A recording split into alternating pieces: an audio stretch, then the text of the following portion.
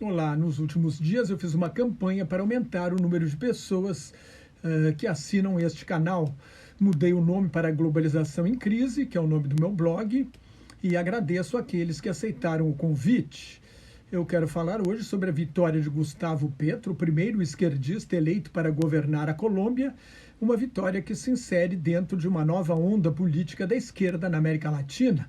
Esta onda começa com a vitória de Andrés Manuel López Obrador, o primeiro esquerdista a governar o México em 2018, segue com a vitória de Alberto Fernández, da esquerda peronista, na Argentina em 2019, com a volta do movimento ao socialismo ao poder na Bolívia com Luiz Arce em 2020, a vitória de Pedro Castillo no Peru e de Xiomara Castro em Honduras e Gabriel Boric no Chile, todas em 2021.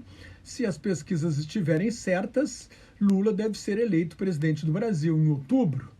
O senador Gustavo Petro, de 62 anos, é economista, ecologista, ex-militante do movimento guerrilheiro 19 de abril, o M19, e ex-prefeito de Bogotá, num dos países mais conservadores e oligárquicos do continente. Gustavo Francisco Petro Rego prega uma verdadeira revolução pelo voto.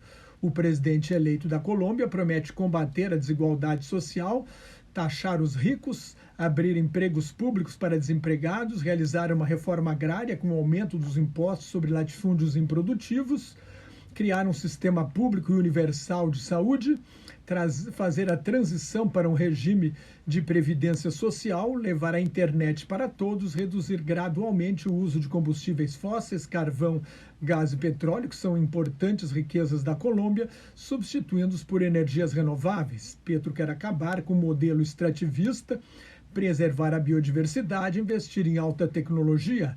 O Brasil, a Colômbia, a República Democrática do Congo, Madagascar e a Indonésia são os países mais biodiversos do mundo. Tem cerca de 30% de todas as espécies de animais e plantas existentes na Terra. O Brasil é o primeiro, a Colômbia é o segundo, por causa principalmente da floresta amazônica. Petro alega que a América Latina precisa deixar de ser uma mera exportadora de produtos primários. Ele pretende mudar as relações com os Estados Unidos, que tem na Colômbia seu maior aliado na América Latina, uma relação que até agora tem foco no combate às guerrilhas de esquerda e ao tráfico de drogas.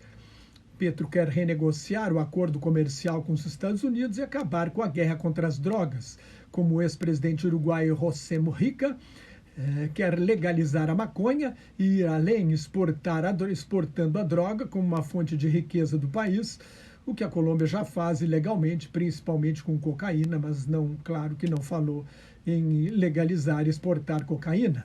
Mesmo a legalização da maconha não está oficialmente no programa de governo.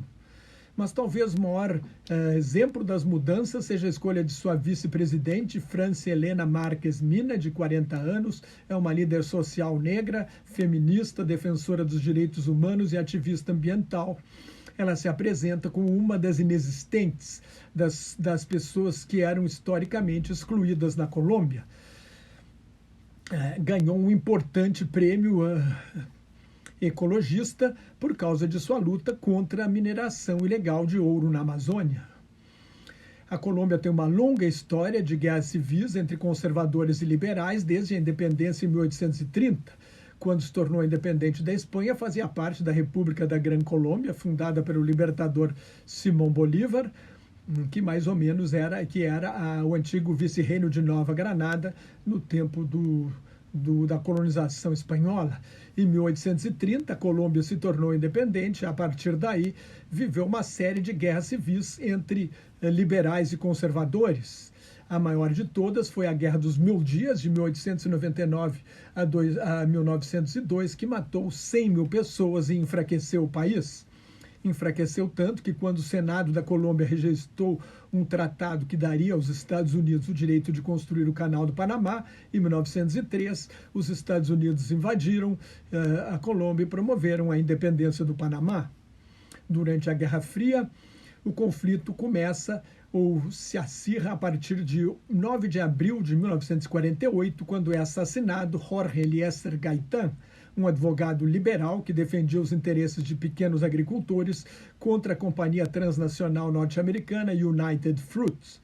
Gaitán era o favorito para a próxima eleição presidencial colombiana. Sua morte deflagrou uma onda de violência, o Bogotaço, com 2 a 3 mil mortes em 72 horas. A capital colombiana sediava a 9ª Conferência Pan-Americana, que criaria a Organização dos Estados Americanos, a OEA, parte da estratégia de Washington para combater o comunismo na América Latina durante a Guerra Fria.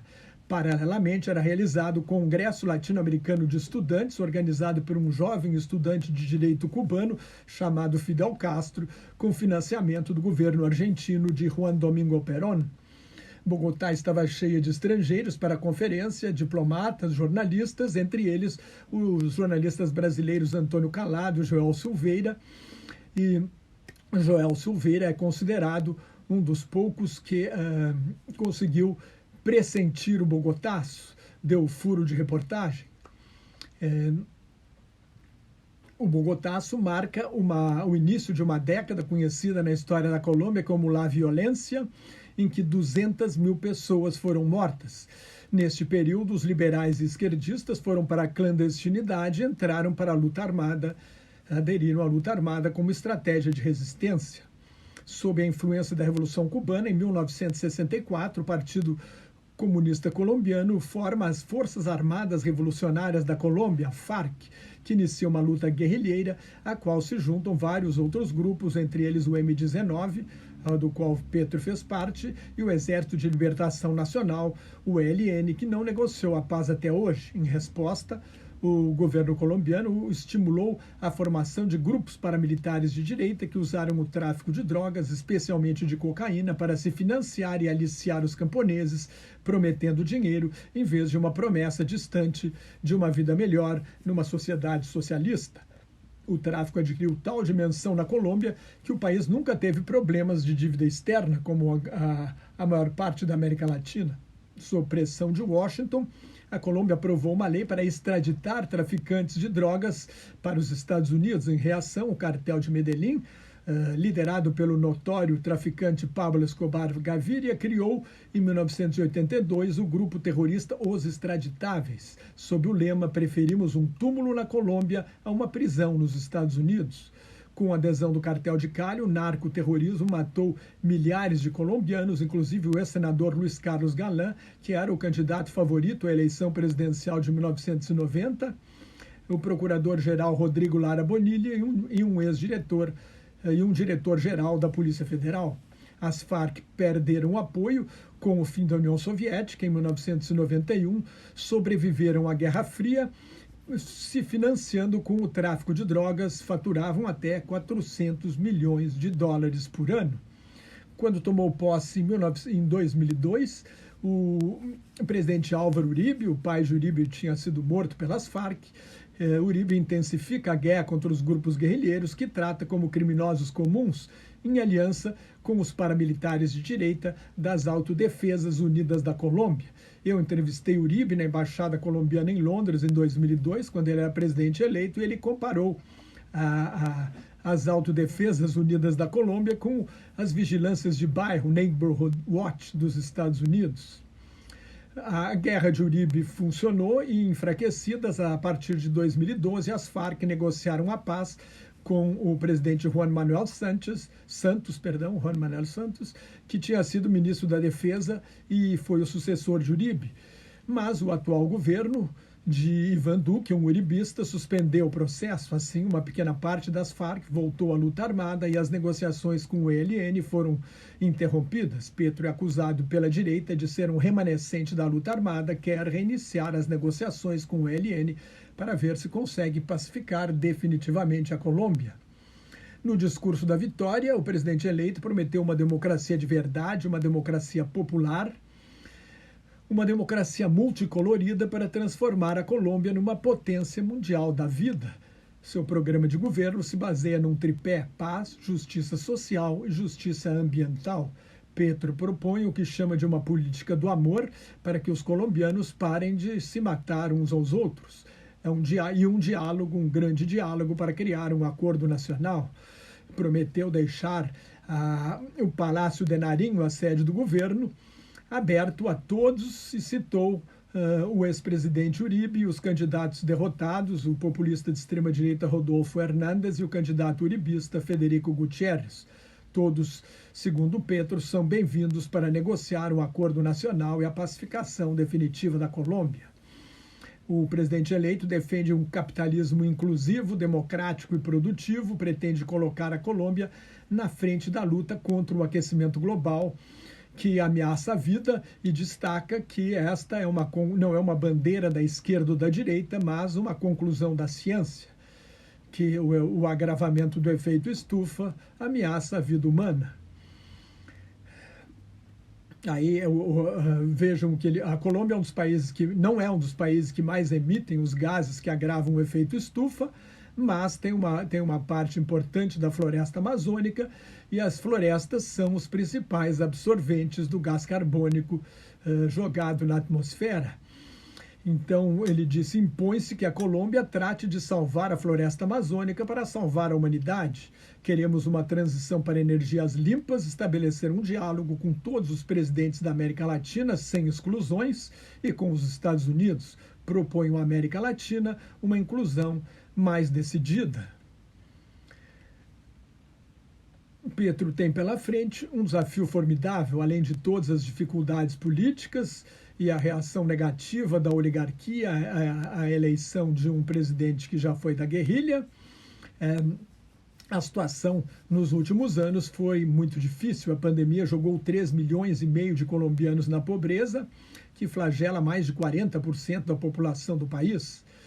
De cerca de 50 milhões de habitantes, o desemprego está acima de 10% há anos. Houve grandes manifestações de massa reprimidas com violência e morte contra a desigualdade social em 2019 e contra uma reforma fiscal em 2021. A expectativa de crescimento para este ano é de 6,1%, mas a inflação de 9% preocupa. Depois de 2 décadas de declínio, o índice de homicídios aumentou 13% no ano passado. Com o virtual abandono do processo de paz, várias regiões do país permanecem sob o controle de guerrilheiros e traficantes. No início do mês passado, uma greve armada promovida por um cartel parou, pelo menos em parte, 12 regiões do país, num protesto contra a extradição de um chefão do tráfico para os Estados Unidos. O presidente Ivan Duque, conservador e uribista, deixa o poder, por causa de todos esses problemas, com apenas 20% de aprovação. Ele cumprimentou Petro pela vitória, assim, e o mesmo fez o candidato derrotado, Rodolfo Fernandes, um extremista de direita que chegou a elogiar Hitler, e aliás o presidente Jair Bolsonaro também elogiou Hitler antes de chegar ao poder, é claro. Hernández declarou nas suas redes sociais que era uma obrigação reconhecer a vitória de Petro, que isto sirva de exemplo para Bolsonaro. Se você gostou e ainda não assinou meu canal, assine meu canal no YouTube, veja meu blog Globalização em Crise e me siga no Twitter, no Instagram e no Facebook, onde colaboro com o grupo Quarentena News. Muito obrigado e até mais.